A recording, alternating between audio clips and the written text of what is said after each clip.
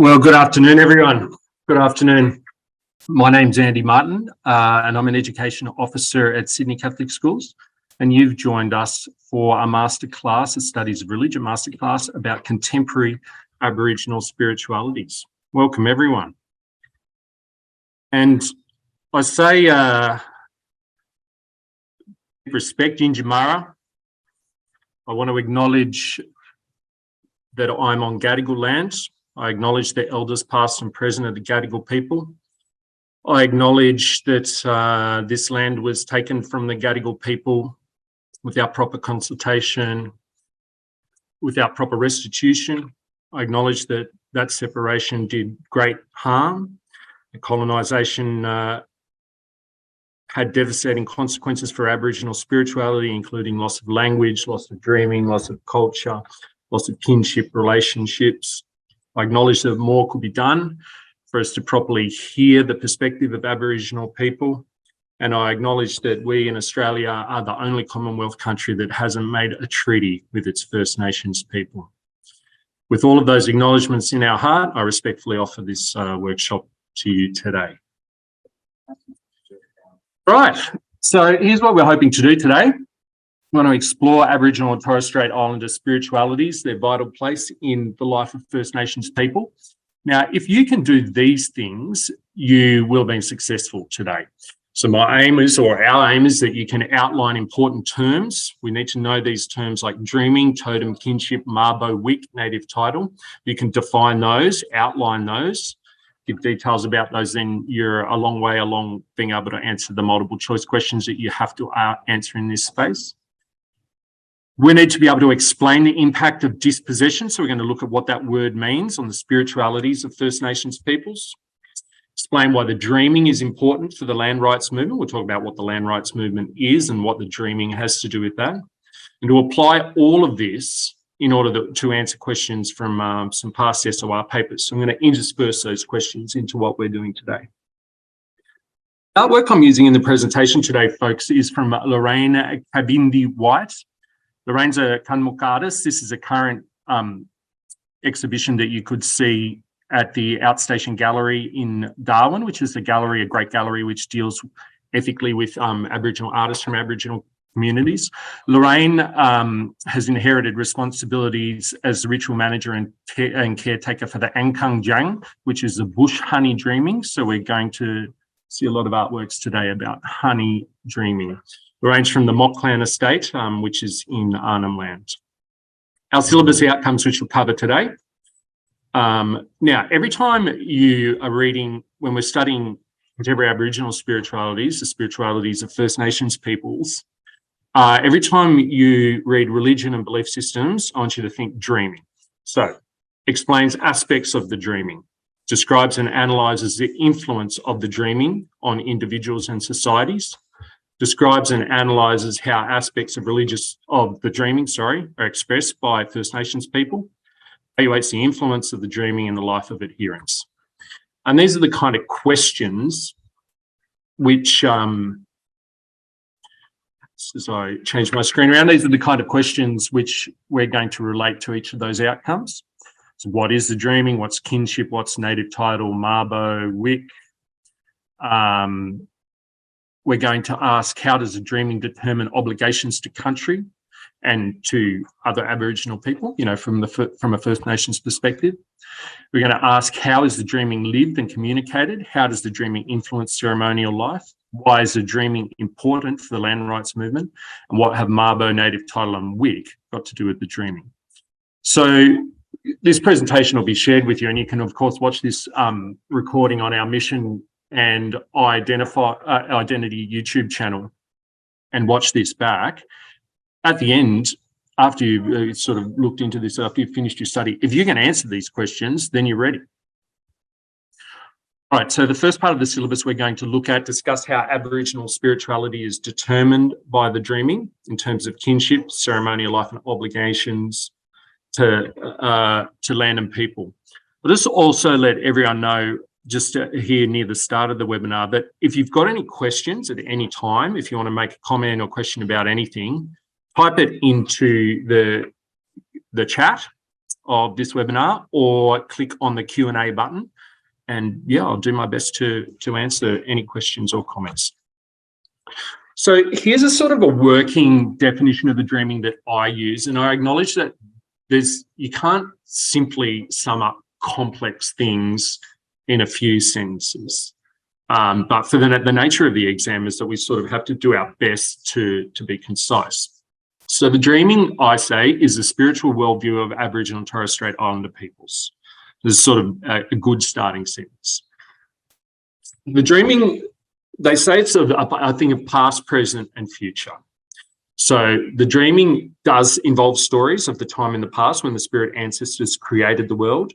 The spirit ancestors interacted with people at that time, and the people learned lessons from these stories and these interactions. So these stories help explain all about why the world is the way it is. You know, I've said there, the plants, animals, waterways, landforms, and seasons of a particular country. They also, though, help these stories, or the dreaming, helps people to understand how to behave ethically. It helps them to understand their obligations to their country and how to behave with each other. So here's some things which which I read and people say about the dreaming. So it connects the natural world, so that is the world that you see, you know, the world of nature, the plants, the animals, the things around us, with the social world, how we're in relationship with each other, and the spiritual world, the world of the spirit ancestors. I mentioned already that it connects the past, present, and future.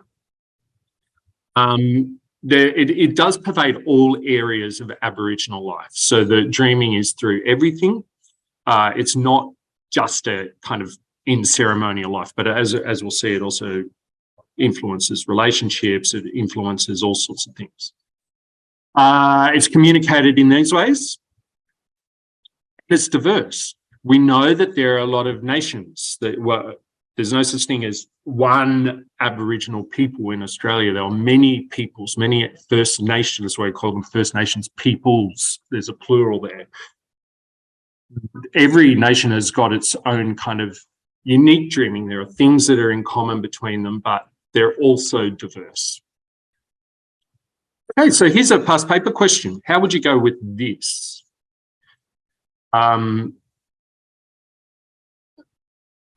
So we have Baim, our creator, slept, and as she slept and as the earth aged, she began to stir. As she rolled around, her back pushed the soil and the rocks into a ridge. The hills we now call the Blue Mountains. It's got the attribution of that quote there. Now, we recognise this from what I've been saying as a dreaming story. So, to which of the following is this source referring? Custodianship, dreaming, initiation, kinship. Here's how I approach a question like this. First thing I would encourage you to do, let's use the principles of visual literacy, which we know from the research works. These are going to help you in your HSC. So you underline important parts. So I'm not going to miss anything here. Our creator slept, her back pushed the soil and the rocks into a ridge. So I know I'm not talking about custodianship there. I know I'm not talking about taking care of the land. It's not about initiation. It's not a beginning ceremony about to introduce people into a new phase of life. It's not about kinship, which are the special relationships between the blood and non-blood relationships between people of an Aboriginal clan. So we know that the correct answer is B, dreaming. We've eliminated all of the distractors. That's what you call the wrong answers. If you go through that process, it will stop you from making unnecessary silly mistakes in your multiple choice.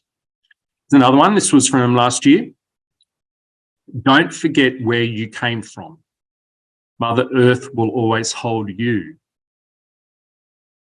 Which important aspect of Aboriginal spirituality is expressed in the stimulus? Again, this is not at all about initiation ceremonies. I like to eliminate the rubbish distractor first. So you chuck out the one that's, yeah, no, it's absolutely not that. It's also not about the passing of a tradition by word of mouth. This isn't about an oral tradition. You can sort of say that's a stronger distractor. Is it about totems? Does it mention an animal or spirit ancestor? Not necessarily. This language of where you came from, always hold you, it's the aspect of identity, a person's identity. And a First Nations person's identity will be influenced by their dreaming. The kinship. So kinship is the blood and non-blood relationships, as I said before, between a tribe or a language group. It helps to establish all sorts of things. So an example is who in some nations who you're allowed to marry, according to your kinship group. Your responsibility for stories, which stories are yours and who to pass them to.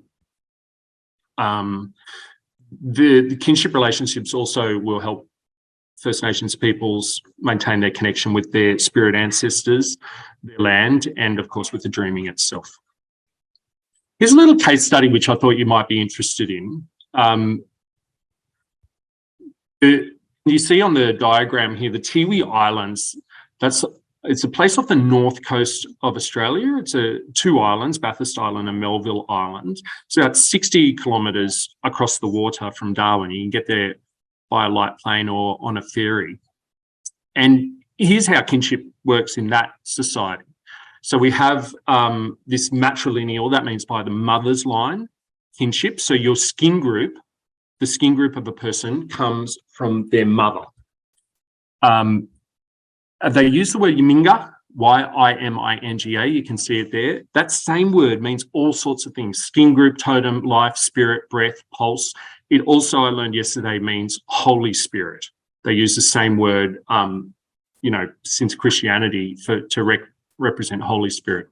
So in Tiwi culture, we have 4 skin groups. And it determines, as I said before, who you can marry. For instance, a person from the Wontarangiri skin group cannot marry a person from the Mantimapila skin group. It's not permitted. The kinship relationship does not permit it. So when you get a case study like that, and this is what your job is when you're doing your research to prepare for this this subject, it's a good idea to kind of be able to distill the complex information down into 1 or 2 dense sentences. I've showed you how to do that here. So the connection of kinship with the dreaming is illustrated by the Tiwi concept of Yiminga. So we've got an example, right? That makes our answer stronger when we can illustrate with example. This one word stands for skin group, totem, life, spirit, breath, and pulse. A person's Yiminga determines many things, including who they can marry.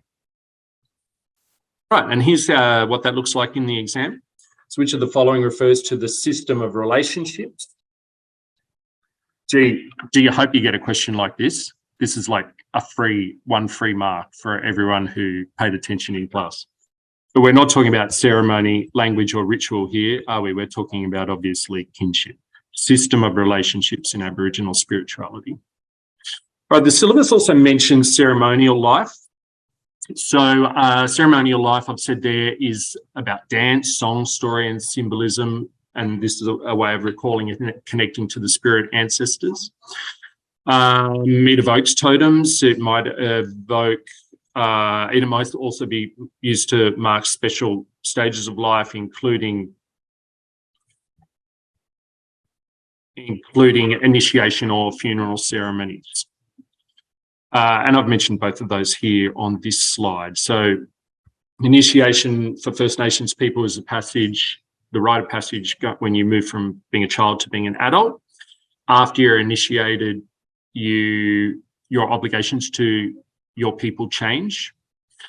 Another example of ceremonial life is the funeral ceremony. And I'm going to talk more about this with a study in just a second. Just trying to change my view here on screen. Okay, so here's another one from the Tiwi people from Bathurst Island and Melville Island. The Pukamani ceremony. So these are the funeral rites for the Tiwi people.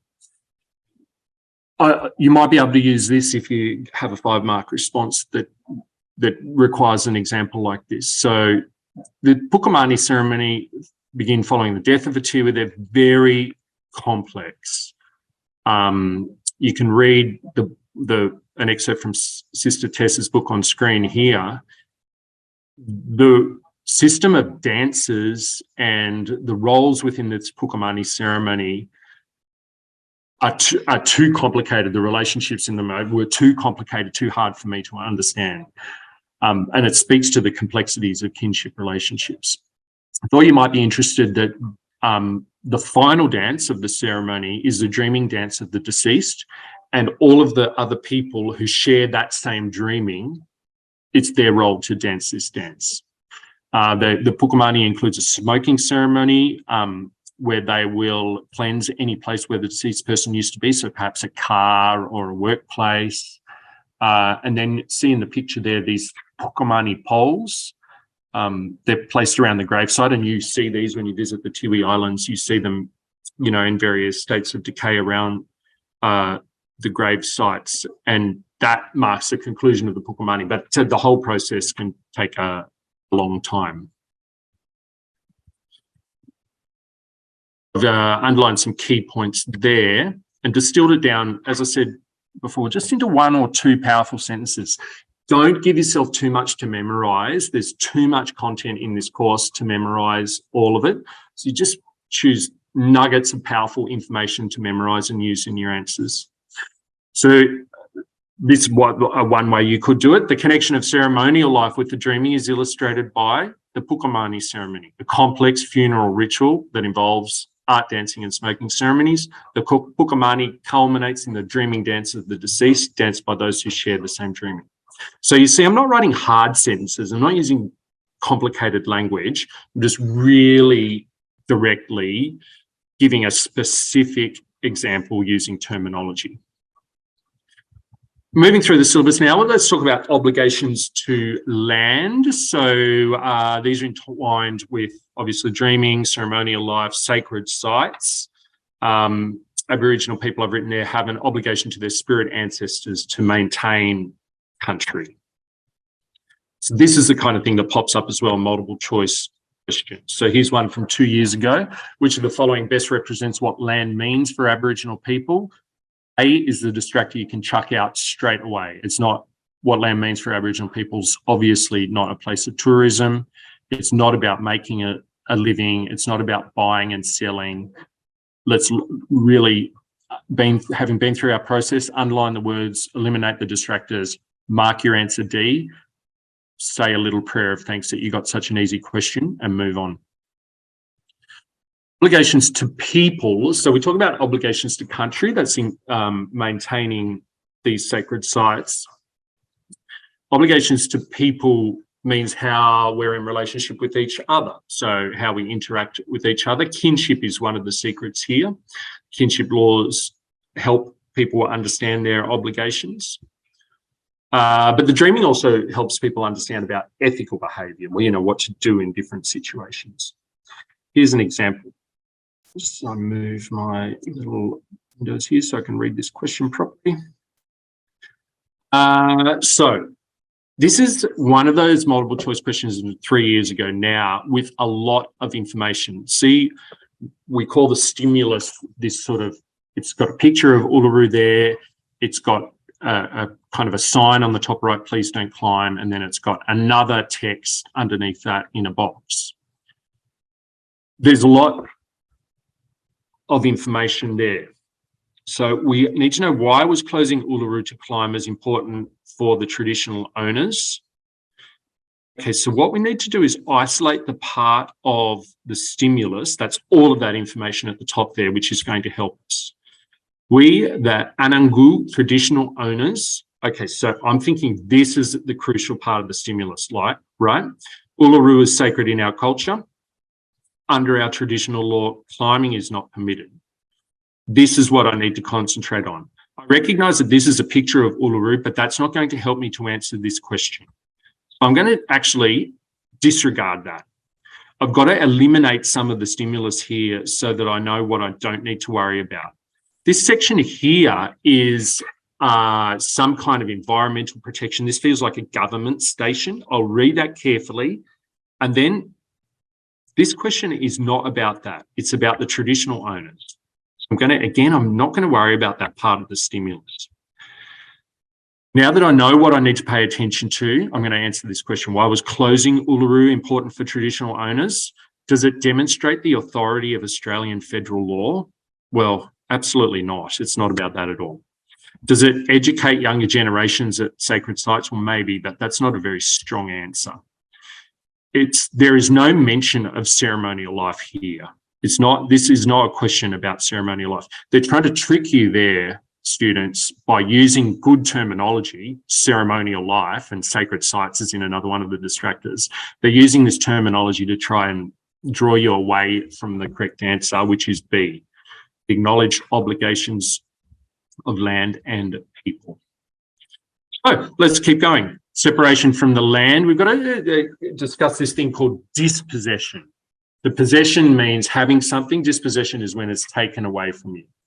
So what was the effect on Aboriginal spiritualities when Aboriginal peoples were separated from their land, when they were separated from their kinship groups, that web of relationships that we've learned about, and when the stolen generations, when the children were taken from their families?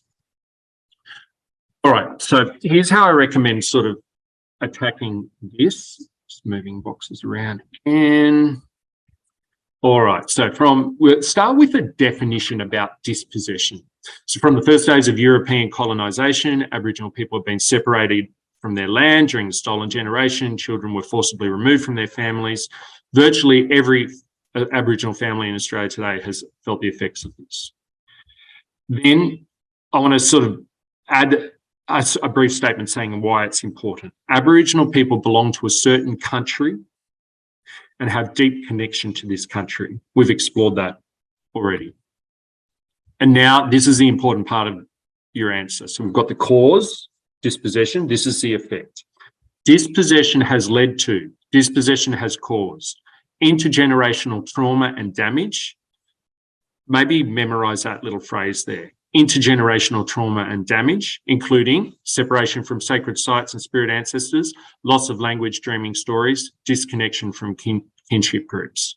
So if you have to refer to dispossession in a 5-marker, that's your sort of 3-punch combination, which is getting across some of the key effects of it. Again, distilling that down just into 1 or 2 powerful sentences. Oops. And we're back. The dreaming of First Nation peoples is entwined in their country. Dispossession has caused intergenerational trauma and damage, including 1, separation from sacred sites and ancestors, 2, loss of language, dreaming stories, 3, disconnection from kinship groups. What that looks like in the exam from last year, loss of identity for Aboriginal peoples is a continuing effect of which of the following? Initiation is a very commonly used distractor. Reconciliation is a nice buzzword, but it's not what this is about. Self-determination, obviously the answer is B, dispossession. There's another one. There's an Indigenous phrase there, a phrase in language, which is translated, they stole my speech and family. For Aboriginal people, the above statement reflects the effects of. Is this a statement about immigration? No. Repossession or reconciliation? No, it's obviously here is another one from the year before about dispossession. Here's a question about the stolen generations. This is from last year. I thought this was a pretty tough question. Now, NAIDOC Week, the National Aboriginal Indigenous Day of Commemoration, which is now a week of commemoration, is about a lot of things. It's about the issues facing Indigenous people, First Nations peoples, but it does not directly recognise the experiences of the stolen generation. But it's something that you might celebrate in your school. So I see why that's a good distractor. Uluru Statement from the Heart is something that's in the news at the moment. It's about giving Aboriginal people a voice, giving them recognition and giving them treaty. Those are the 3 things which the Statement from the Heart calls for. There'll be a referendum about one of those aspects later in 2023. Again, it is a tangential connection there to the stolen generation, but it's not directly recognising it. Neither is the Close the Gap statement of intent, which is about addressing some of the ways that First Nations people, the gap is the gap in different indicators, health and education and other indicators, income, employment opportunities, all sorts of indicators between First Nations peoples and all other Australians. There's a gap there, and closing that gap is what this annual report is about. A was the correct answer here. All right, so let's talk about soul and generation. Here's your sort of your opening salvo, one sentence which says exactly what it is. Soul and generation refers to Aboriginal and Torres Strait Islander children who were removed from their homes and families. Two policies. Protectionism, they were removed to protect them from what were viewed to be dangerous or unhealthy situations, in other words, their own families, and assimilation, which was where Indigenous people of mixed heritage, Indigenous heritage and heritage from Europeans, were removed from their Indigenous families and put in missions with the thought that they would be able to be turned into proper functioning members of European society. Now, the great scandal of this is that both of these things sound abhorrent to us now, of course, but they were official Australian government policies. Oh, here you go. I've added detail about those there. So protectionism was that. And assimilation was that, exactly what I said.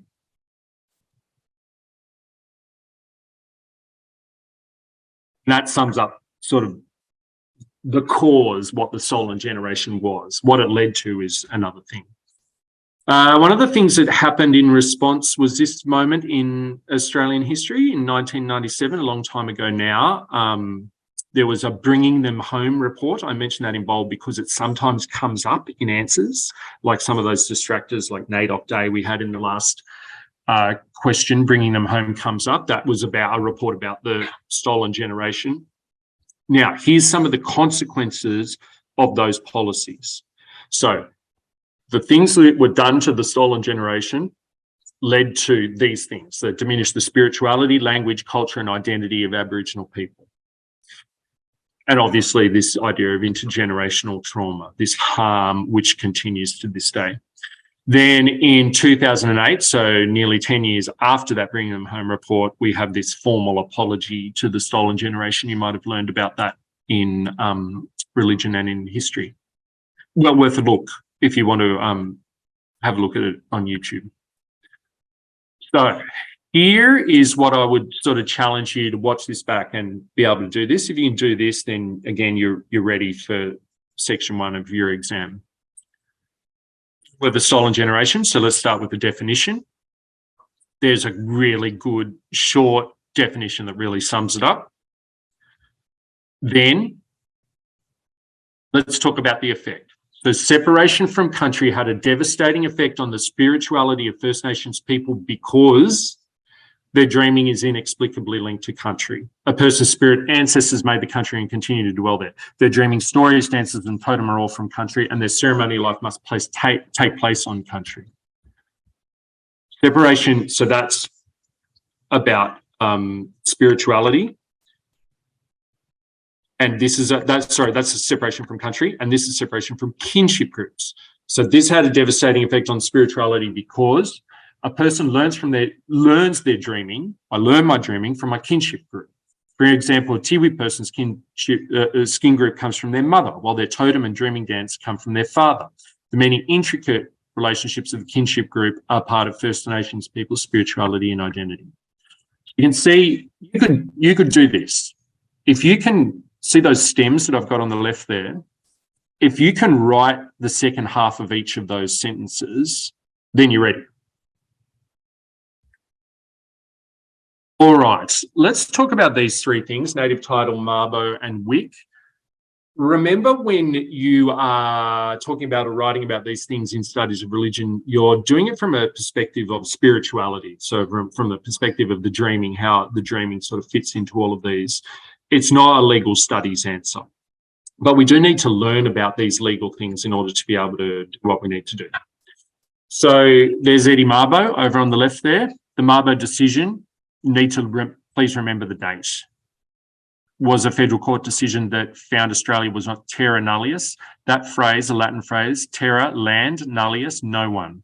no one's land. So Australia, when European people came to Australia, they arrived and they thought, oh, this doesn't belong to anyone. So they just claimed it. And that the federal court found that that was in fact not the case, that the land did not belong, it was not terra nullius, it didn't belong to no one. There's some detail at the bottom of the screen there, so that talks about Eddie Mabo and what he did. His people were the Meriam people. Probably that first sentence there you can use. If you had Meriam people in your answer, that would be good terminology. So Mabo was this landmark thing in 92. In Wick, we have a different idea, but this is also a very important decision about native title. So the term pastoral leases is always confusing to my student. Pastoral just means farming. So this is land which is owned by, you'll read this, land owned by the Crown land, I can see it there on my screen. That just means owned by the government. So the Crown, you know, we're a monarchy, right? We just watched the coronation of our new king, King Charles. So the land is owned by the government. We say that it's owned by the Crown sometimes.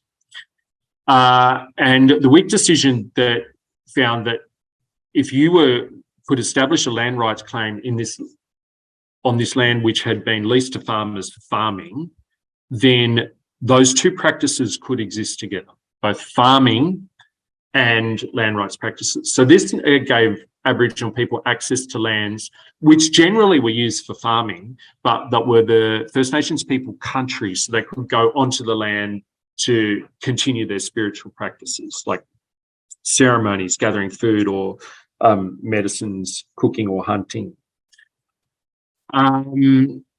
Now, importantly, this is something that sort of comes up in questions as well. If there's a conflict there, then the pastoral lease, that is the farmer's lease, gets precedence over native title. So that wasn't considered to be great at the time for Indigenous people. This is on Crown land, remember. This is what it looks like in questions. So which of the following was a result of the Wick decision? Okay, so Wick, we know, is not about terra nullius. If you're talking about terra nullius, no man's lands, you're talking about Mabo. Is native title extinguished? That means put out all types of pastoral leaseholds. Well, no, we just learned that it didn't do that at all. In fact, quite the opposite. Did the Native Title Act get passed through the Australian Parliament? Well, yes, but that happened before Wick. So it's a distractor for people who haven't studied hard enough. The answer there is C. So we have this idea that the pastoral lease, the farming, could coexist with the native title rights. And here's something on that. So you can come back to this later, but there's a definition that you can use. Native title is a recognition by Australian law that Indigenous people have rights and interests to their land. These rights stem from okay, now we need this. Their ongoing connection to country that's expressed through dreaming, totems, kinship groups, and ceremonial life. This is why native title and Aboriginal spirituality are inextricably linked to each other. They can't be separated. I've included there a couple of important bits of legislation because they're the kind of things that come up, as we saw in the last answer. So the Native Title Act, this was how the First Nations peoples could establish their title over both land and waterways. Then a short time later, after Wick, we have the Native Title Amendment Act, which brought some of those native title rights that have been won back a little bit and strengthened the rights of farmers and miners I've used fighting there, that's probably a little bit loaded in any kind of dispute or conflict with a native title claim. Apologies to the farmers and miners. So here we have native title determinations. This is the most recent kind of map. So the dark green, you can see that's where native title exists. And then the light green is this idea of non-exclusive native title. Now, that's what Wick led to. So that's where native title is shared with pastoral leases or farming land. The darker brown is where they've been found that there is no native title, so there's been a determination there. And the orange means that, very sadly, native title has been extinguished on that land. Right, so we were talking before about the Native Title Act in 1993. I reckon terra nullius is a cracking distractor there, actually. It's not the right answer, and Mabo was about terra nullius, but the native title was about the implications of that. It means, well, if Aboriginal people are the owners of the land, how can we fairly establish that? So it's not about farming, pastoralist farmers. That's later on. That's Wick and the Amendment Act. It's not about the dreaming as being, oh, wow, that's another good distractor. Dreaming as being vital to Aboriginal spirituality. We know that's true, but it's not answering this particular question, which is about the land and water rights of Aboriginal and Torres Strait Islander people. Do you see? I think this elimination of the distractors is really going to help you just answer the question and then move on. Don't give it another thought. Mark the answer on your answer paper and move on. All right, here's another one. In these questions, you have a very short stem, which of the following is correct, and then a lot of detail in your A, B, C, D. So you need to do your underlining and your circling and things on the A, B, C, D. So in 92, the High Court of Australia ruled that native title to land did not exist. No, they ruled the exact opposite to that. So just highlight that did not. So you're like, yeah, that's wrong. Wick decision determined this. Pastoral leaseholders could not coexist. That's wrong. Mabo decision created a law. Well, Mabo decision didn't create the law. That was the Native Title Act. For the return of Aboriginal and Torres Strait Islander artefacts, no, that's not that's a silly distractor. You could cross that one out straight away. So yeah, D has to be the answer. So the Native Title Amendment Act, remember that was one that came after Wick, empowered states and territories to legislate their own native title procedures. You don't need to know, this is an example where I actually didn't need to know that about the Native Title Act. I just needed to know that the other three were not correct. That's actually an easier decision to make. That's a more straightforward decision to make than knowing the intricacies of the Native Title Amendment Act. Here it is again from 3 years ago. The 98 Native Title Amendment Act. All right, it's not about terra nullius being invalid. That's not going to happen. Terra nullius is valid. The native title, so Australia is not terra nullius. It's not no man's land. So, and besides, the Native Title Amendment Act is not the one that followed Mabo. This is the one that followed Wick. So it's not about terra nullius. And it's not about freehold property owners. There you can see is C. This was an interesting question because the folks who designed the paper actually got the question wrong. They thought that the question was going to be D, native title could coexist with the rights of leaseholders. That's the most correct answer, that both native title and pastoral leaseholders could coexist together. But technically B is also correct. So they had to allow two answers this year, which is very rare, but it does sometimes happen. Because if there is a conflict, the rights of leaseholders, as we learned a few slides ago, can override native title.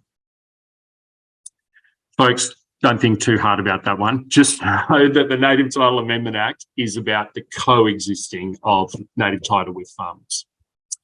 All right, getting towards the end now. The importance of dreaming for the land rights movement. We start with our thesis, our statement, which really answers the question. Why is the dreaming important for the land rights movement? Land rights are of vital importance to First Nations peoples because their spirituality, the dreaming, is entwined with their country. Bang, you just answer it in one powerful sentence. Then give more terminology, detail, and an example. So the dreaming is connected to country through spirit, ancestors, totem, ceremonial life. I recommend including a list of terminology, of powerful terminology in your answers. See in that one sentence there, I'm really satisfying the top end of the marking criteria because I'm using some really good terminology all in a row. Spirit ancestors dwell on country, people's totems are from country, ceremonial life is expressed on country. Oh, here's the example I taught you about before. An example of this would be the Pukumani ceremony of the Tiwi people, a funeral ceremony that helps the deceased person's spirit return to his or her country to take its place with the spirit ancestors. So that's an example of a really dense paragraph. It's got a lot of great terminology and an example. It makes your answer irresistible when you can include detail like that. When you're coming back to that, see if you can answer that question. Why is the dreaming important for the land rights movement? That is exactly the kind of question which might come up in a 5-mark answer. Or a multiple choice, as we can see here. Now, we met this stimulus before. Remember, this was the one with a lot of information. It was actually used for 2 different questions. So this one is, how is the closure of Uluru to climbers significant for the land rights movement? Does it demonstrate the power of the environmental movement? Absolutely not. It's got nothing to do with it, in fact. Does it demonstrate that traditional law cannot accommodate tourism? That's a silly thing to say because traditional law often accommodates tourism. They were just saying in this instance that they don't, please don't climb on our sacred site. So A and B we can eliminate fairly quickly as distractors. Does it provide an example of traditional and Australian law working together? Does that say under there? Sorry, a little screen sharing issue again. Well, yes, it does. I think that might be right. But let's read D first. It provided an example of traditional law being privileged over Australian law. No, not at all, because we have both of them working together. Nothing was being privileged over something else. A and B we can eliminate with high confidence. These last 2 are slightly more complex, but D is less strong, so I'm going to eliminate that as a distractor. I'm going to mark C as my final answer. There's another one. Now, when I strongly urge you, when you have these multiple choice questions that have a lot of information, like that last one that we just saw, please use visual literacy. Please cross out, please circle, please underline. Please make it easier for your brain to process the correct answer. So we seek constitutional reforms to empower our people to take a rightful place in our own country.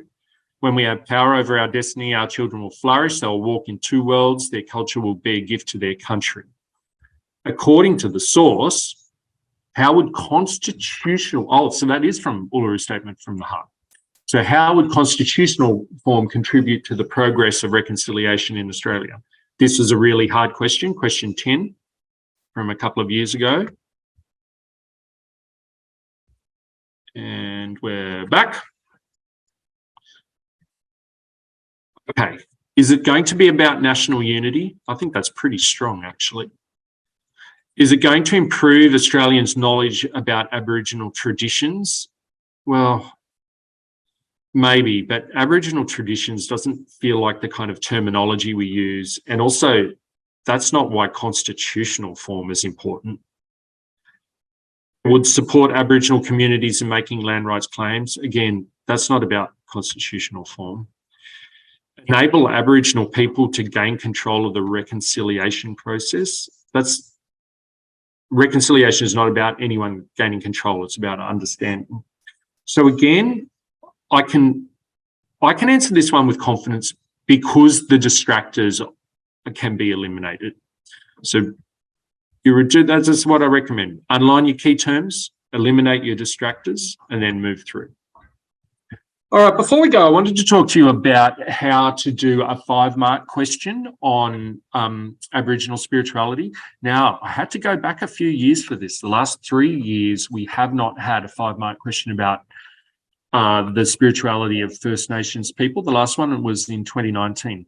I'll show you how you could have answered this one. You can have a go at it yourself. You can find this paper on the Board of Studies site, or on the NESA site rather, or you can ask your teachers for a copy. It's got a statement: the land is their mother, we are of the land, we do not own the land, rather the land owns us. why is the land important in Aboriginal spirituality? So, again, visual literacy, please, everyone. Put a circle or a box around your instructional term. Why is the land important? So I know I'm going to be writing an explain answer. An explain answer means I need to use the language of cause and effect. So I need to have lots of sentences which say, the land is important for Aboriginal spirituality because. That should be my stem. If I can write the second half of that sentence using some terminology and evidence, then I'm going to go well. Oh, there you go. Land is important because. The other thing that which you need to do, embed throughout your answer, is references to the statement. Please, don't write the whole statement out. Just pick a few little chunks of it that you can use throughout your answer. You need to use them 3 times at least in a 5-mark answer. A 5-mark answer will go for about 15 lines. The land is the mother. I'm going to use that. We are of the land. I'm going to use that little phrase, of the land. And we do not own the land, rather, the land owns us. I'm going to use that as well. I'm going to use those 3 key phrases to show that I get what this statement is about. This is about the relationship of Aboriginal people, of First Nations Australians, with their country. The other thing that I would recommend that you do in the white space around your answer is to write a list of the key content that you want to hit on. So I know I'm going to use in my evidence spirit ancestors, sacred sites, and totems and kinship groups. If you write the list there and you run out of time, we can give you a mark for the list. Anything you write on your piece of paper and don't cross out, we can give you a mark for. So don't cross it out. Just pop your list at the top and leave it there. Okay, so in your first sentence, in your thesis statement, answer the question and hit on the statement. So the connection between Aboriginal spirituality and land is so important that Aboriginal people could describe themselves as being of the land and the land as being their mother. So you can see I've fulfilled my criteria there. I'm saying that the land is important. I'm hitting my key phrases of the statement.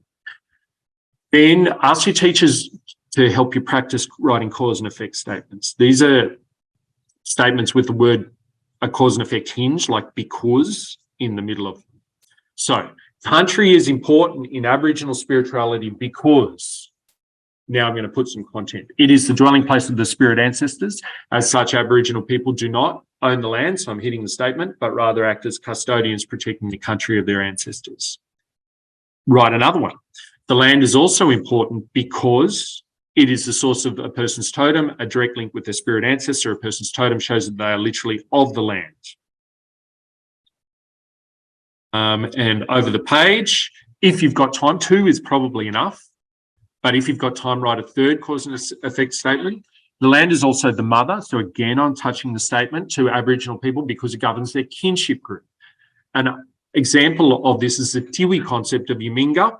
This word stands for skin group, totem, life, spirit, breath, and pulse. So I'm strengthening my answer by including that powerful sentence from our case study before.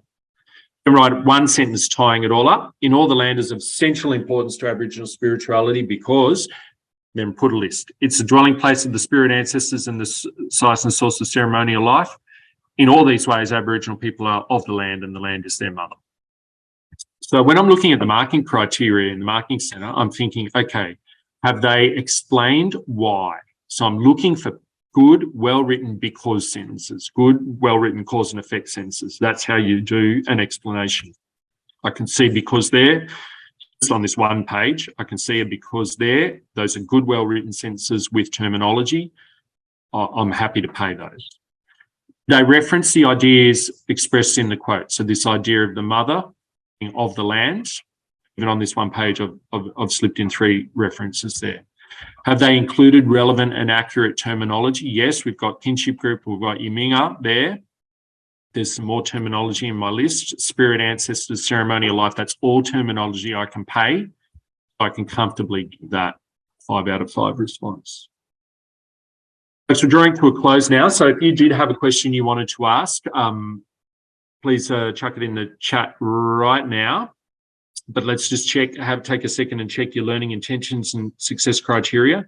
Obviously, if you're just learning about this stuff for the first time, you won't be able to do all these things right away.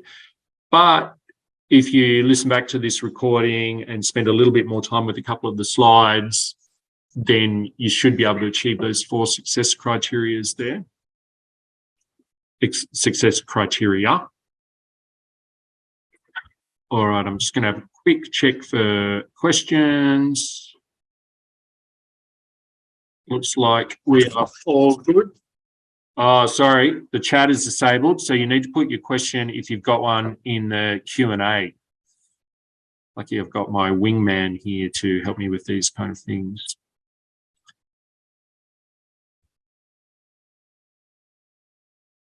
Folks, thanks for being with us today. Yinjamara to you. That's a word from the Wiradjuri which means respect. Yinjamara to all Aboriginal and Torres Strait Islander Australians, and let ours be a prayer for lasting reconciliation. And I wish you all the very best in your studies and in your HSC ahead. Thanks for joining us.